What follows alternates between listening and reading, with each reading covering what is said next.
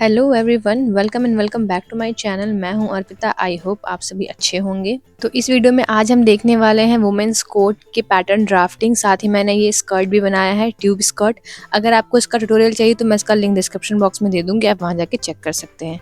और अगर आप मेरे चैनल पर नए हैं तो प्लीज़ लाइक शेयर सब्सक्राइब करना बिल्कुल ना भूलें। तो आइए चलिए शुरू करते हैं। पैटर्न की ड्राफ्टिंग के लिए मैंने यहाँ पे यूज़ किया है बेसिक बॉडीज ब्लॉक, जो कि वेस्ट टू हिप डार्ट है। अगर आपको इस पैटर्न का ट्यूटोरियल चाहिए, अगर आपके पास ये पैटर्न नहीं है तो मैं इसका भी लिंक डिस्क्रिप्शन बॉक्स में दे दूंगी, आप वहां से जाके चेक कर सकते हैं। तो अब हम देखते हैं फ्रंट की ड्राफ्टिंग कैसे करनी है कोट की। तो नेक हमारा पहले से ही है 3 इंच का। ये हमारा अपर बस्ट है, बस्ट लाइन है, वेस्ट लाइन और हिप लाइन, और यहाँ पे डार्ट भी है, जिससे कि आपके कोट की फिटिंग काफ़ी अच्छी आएगी। तो आइए चलिए नेक्स्ट से शुरुआत करते हैं। पैटर्न को मैं यहाँ थोड़ा सा एनलार्ज करूँगी, तो नेक के नीचे हम मार्क करेंगे 0.25 इंचेस पे, और ऐसे हमें ऊपर भी 0.25 इंचेस पे मार्क करना है और शेप को ड्रॉ कर लेना है। ऐसे ही हम शोल्डर को भी मार्क करेंगे। तो ऊपर के साइड ऐसे ही हम 0.25 इंचेस पे मार्क करेंगे और एक स्ट्रेट लाइन ड्रॉ कर लेंगे।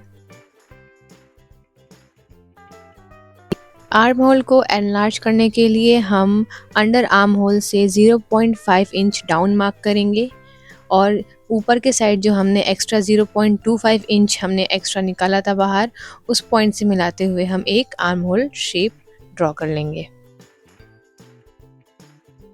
अब हमें साइड फ्रंट में भी ईज अलाउंस को ऐड करना है, तो मैं यहाँ पे 0.5 इंच मार्क करूँगी बस्ट लाइन, वेस्ट लाइन और हिप लाइन पे, और तीनों पॉइंट्स को हम कर्व लाइन से मिला देंगे।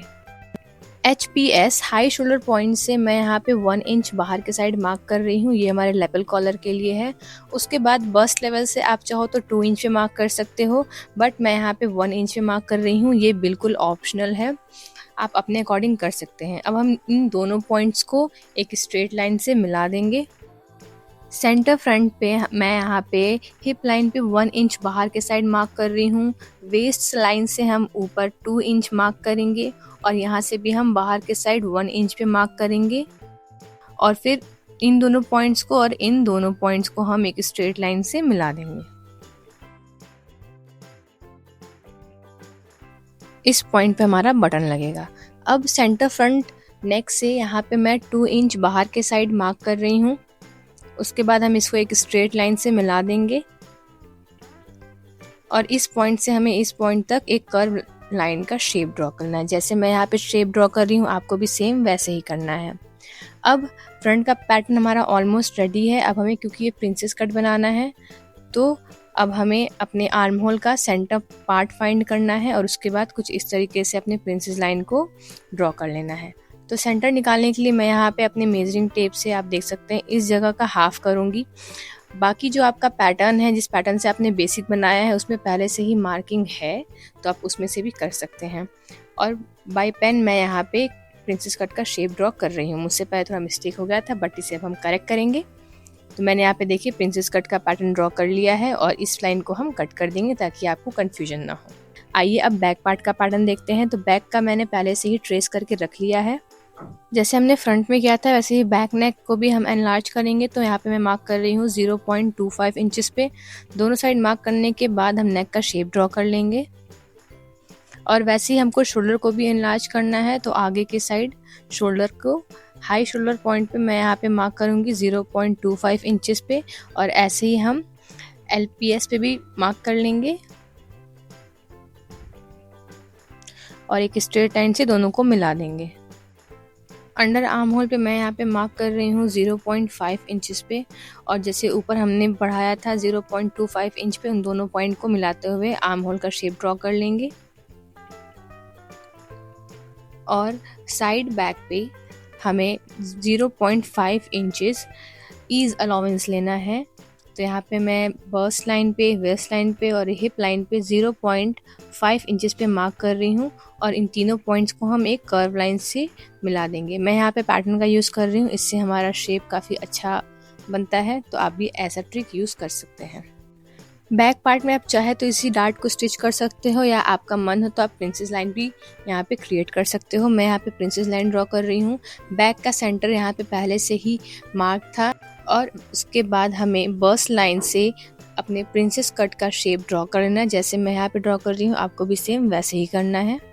इस पॉइंट से आपको प्रिंसेस कट का शेप ड्रॉ कर लेना है। अब बैक पैटर्न के चारों साइड हमें 0.5 इंचेस का सीम अलाउंस देना है। उससे पहले वेस्ट लाइन पे मैं यहाँ पे एक डार्ट क्रिएट करूँगी, जिससे कि आपको कुछ ऐसा इफेक्ट मिलेगा। फिटिंग काफ़ी अच्छी आती है, आप इसे स्किप भी कर सकते हो, ये बिल्कुल ऑप्शनल है। तो वेस्ट लाइन पे मैं डार्ट बनाने के लिए वेस्ट लाइन पे ही 0.5 इंच अंदर के साइड मार्क कर रही हूँ। जब हम इसे फोल्ड पे कट करेंगे तो ये 1 इंच का डार्ट बन जाएगा। अब इसी पॉइंट से हम दोनों लाइंस को मिला देंगे। अब सीम अलाउंस ऐड करने के लिए मैं यहाँ पे हिप लेवल से नीचे 1 इंच मार्क कर रही हूँ। इन दोनों पॉइंट्स को हम एक स्ट्रेट लाइन से मिला देंगे, और बाकी जितनी भी साइड हमारे बचे हैं वहाँ हमें और 0.5 का सीम अलाउंस ऐड करना है। जैसे जैसे मैं यहाँ पे ऐड कर रही हूँ सीम अलाउंस, आपको भी सेम वैसे ही करना है। अगर आपको कोई भी कंफ्यूजन हो इस पैटर्न मेकिंग में या किसी चीज़ को भी लेके, आप मुझसे कमेंट सेक्शन में पूछ सकते हो, मैं वहाँ पे आपको ज़रूर रिप्लाई करूँगी।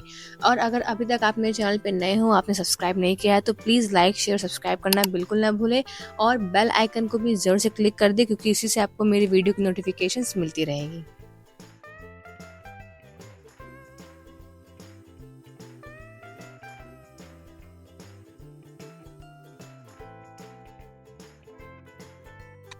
बैक का पैटर्न कम्प्लीटली रेडी हो गया है, तो इसे मैंने कट करके अलग कर लिया है। तो आइए चलिए फ्रंट पे चलते हैं। अब हमें कॉलर देखना है कि हमें कॉलर के पैटर्न को कैसे बनाना है। तो फ्रंट पैटर्न जो हमने बनाया था उसी पे हमें कॉलर बनाना है। मैंने ऊपर से शीट ऐड कर ली है, इस पोर्शन को हम कट करके अलग कर देंगे। अब बैक नेक हमारा जितना आ रहा है हमें उसे मेजर करना है। याद रखें, आपको ईज अलाउंस को ऐड नहीं करना है और ना ही सीम अलाउंस को। तो देखिए यहाँ पे मैं अपने नेक को मेज़र कर रही हूँ, तो ये ऑलमोस्ट आ रहा है 4 इंचेस। तो इसी 4 इंचेस को हम ऊपर ऐड करेंगे शोल्डर के ऊपर। तो यहाँ पे देखिए मैं आगे 0.25 इंचेस पे मार्क कर रही हूँ अंदर के साइड, और यहीं से हम 4 इंच आगे के साइड मार्क करेंगे जो हमने बैक नेक को मेज़र किया था। अब मार्क करने के बाद हम दोनों को स्ट्रेट लाइन से मिला देंगे, और कर्व के साथ हमें इसे एडजस्ट करना है। तो आपको इस बात का ध्यान रखना है।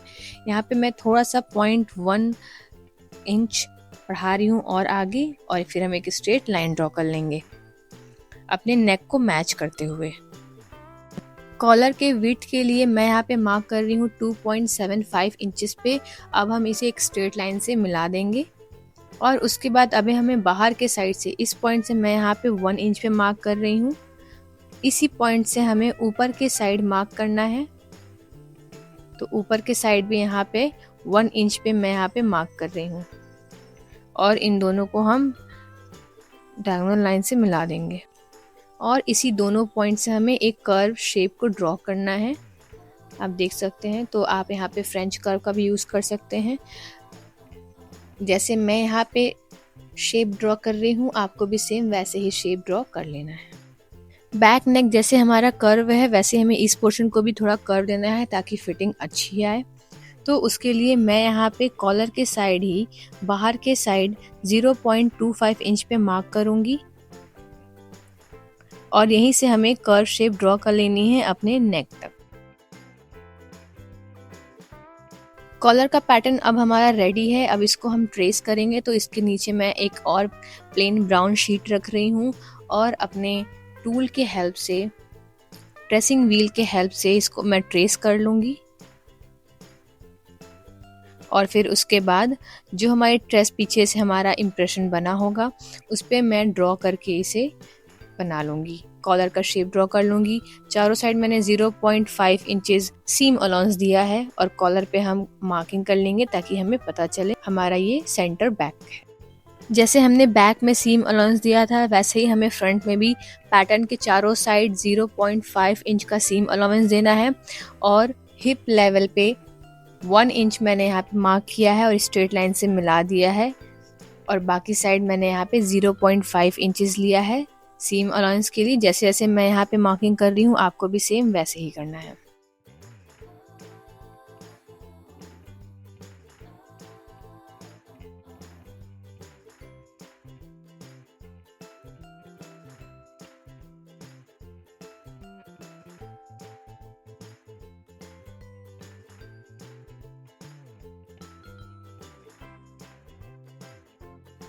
अब हमारा फ्रंट का पैटर्न बिल्कुल रेडी हो गया है। अब हम इसे कट करके अलग कर लेंगे।